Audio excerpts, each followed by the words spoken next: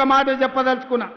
ఈ నల్లగొండ కోసం ఆనాడు పండిత్ జవహర్లాల్ నెహ్రూ గారు మొదలుపెట్టిన నాగార్జున సాగర్ కావచ్చు, ఈ కృష్ణా పరివాహక ప్రాంతంలో మొదలుపెట్టిన శ్రీశైలం ప్రాజెక్టు కావచ్చు, కల్వకుర్తి, భీమా, నెట్టంపాడు, కోయిలసాగరు, ఆర్జీఎస్, ఈ ప్రాజెక్టులనే కాకుండా ఎస్ఎల్బీసీ టన్నెల్, ఎలిమిలేటి మాధవరెడ్డి ఎత్తిపోతల పథకాలు ఇవన్నీ ప్రాంత రైతాంగాన్ని ఆదుకోవడానికి మొదలుపెట్టినాం.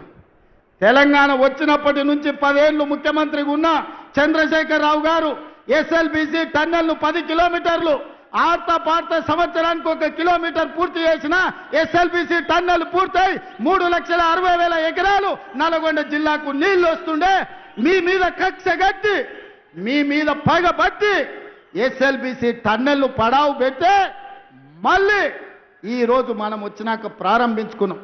ఆనాడు ఎస్ఎల్బీసీ టన్నెల్ ఆషమాషిగా రాలే.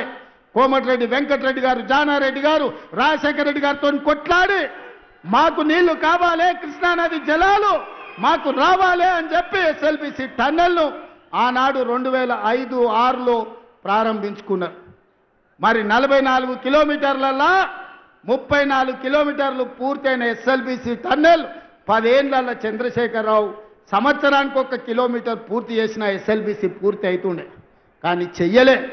ఆయనకు మీ ఓట్ల మీద దాస ఉంది, మీ సీట్ల మీద దాస ఉంది, కానీ మీ నీళ్ళ మీద దాస లేదు, మీ కష్టాలను తీర్చాలన్న ఆలోచన లేదు.